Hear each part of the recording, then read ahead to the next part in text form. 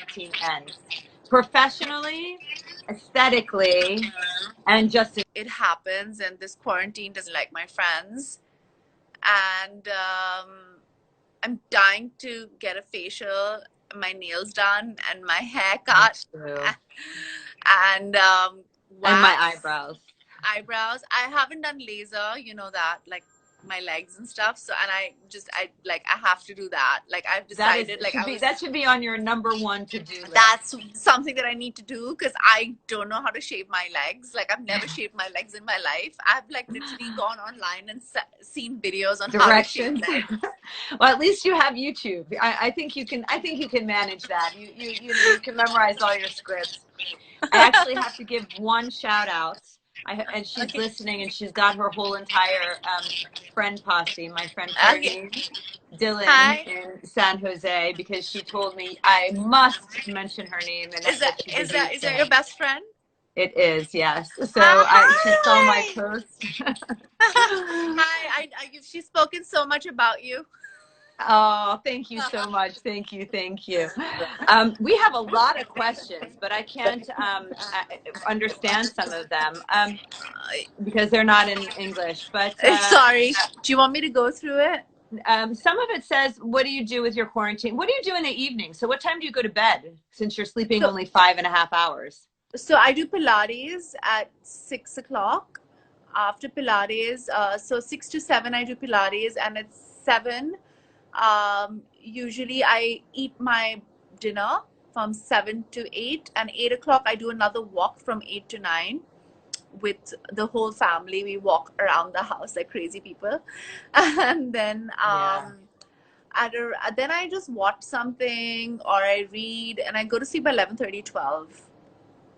Gosh, they always say that the most successful people are the ones who wake up really early and get that time to themselves. So, every time someone asks me, "Are you one of those 5 a.m. risers?" I'm always like, "I'm really sorry, I'm not." No, I don't. Um, I wish I I don't think could. that's true. I don't think that's true. Honestly, I don't think that's true because somebody I really admire, actually, her name is Ekta Kapoor. She is like a really young female producer, Yeah. and in India, and she's a neighbor of mine, and she produced my last film with my sister. She is a late riser, and she works through the night, and so does my sister. And my sister is extremely successful and way more smarter than me, and so is Your modesty is coming through, no, your modesty. I'm telling you, and so is and so is this lady. She's amazing. Like she works through the night, and she's just, there are people who don't wake up, like they're not early risers at all. And I'm sure there's some research which says that people are naturally like morning people There or night is. people. There's a circadian rhythm. Either you're an early riser, but those people generally go to sleep by 10 p.m. You're not one of them either. I don't You're the know. mold that broke. I don't know why. I've always been a light sleeper. Like even when I was a baby, I didn't sleep much. I don't know why Really? that is. Yeah, I don't know.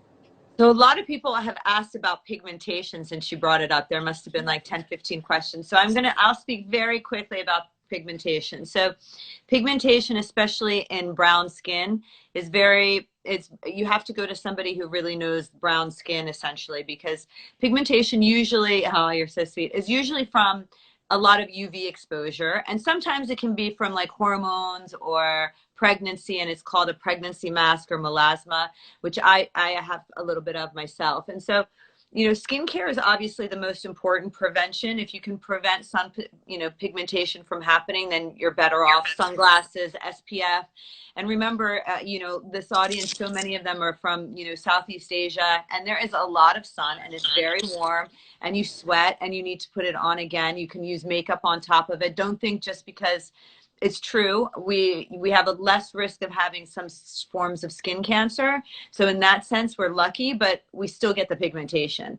And then Yeah. it's harder to treat. So have your skincare with some light acids, like lactic acid, glycolic acid, mandelic acid. Those are all really nice like washes you can find, or exfoliants. Vitamin C, hugely important. You can get them over the counter. You can find them in many, for strengths, I recommend starting with about like 5 to 10% and kind of staying there and using it Morning and morning and evening, night. right? Yeah, because it's such an amazing antioxidant. During the day, it helps prevent damage from happening. And then in the evening, it helps repair and brighten the skin from inside and promote collagen production. So, like, I always say there's like a few ingredients everyone should be on. One is a retinol, which I'm about to talk about, and one is a vitamin C, and the other is SPF. So if you can be on those three, even, you know, at a non-prescription strength, you're helping Yeah. yourself way more than anything else. And then the third thing is the retinol. Now, in India, you have to be a little bit more careful because right now it's already so hot. Um, and retinol you use at night, and it helps increase cell turnover. And so what happens is like, imagine your skin is like 7 to 10 cells thick.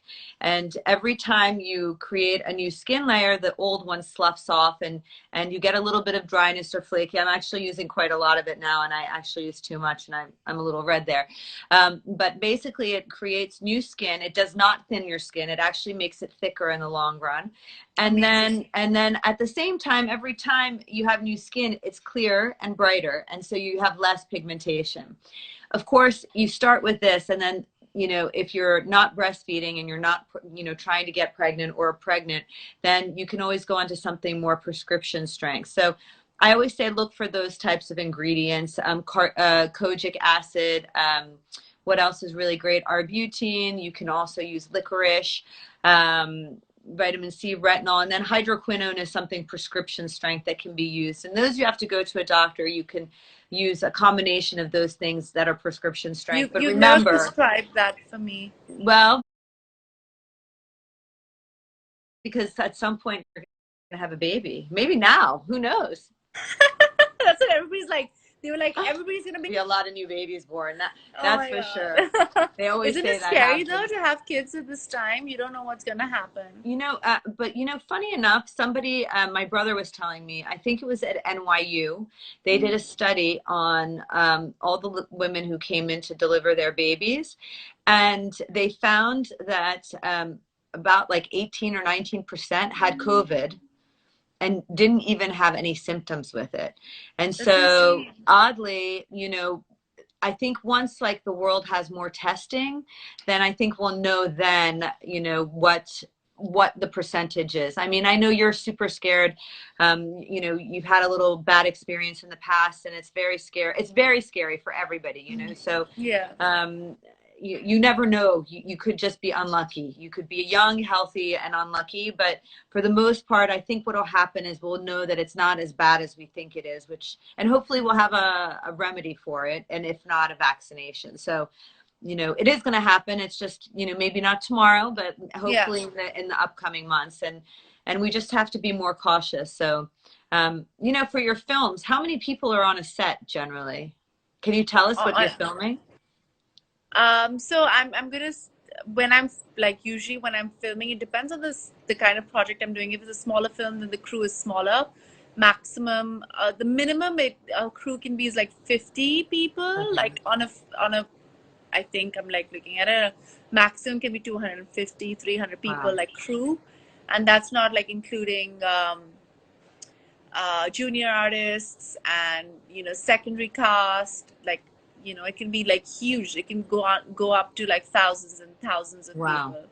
Yeah. Um, so I mean, it depends. Like 1 year, I did a film called Nija, which is a small film. It was like 250 people on the unit, including the cast and everybody. And I was also doing a film called Prem Ratan Dhan Payo, and at one day we had like 1,500 people on the set. Wow. Wow. So it depends on the project. Right now, this film that I'm going to be shooting in London will have very few people on set. We don't know what the future holds and how No. we'll be filming and stuff like that. So all that is, that's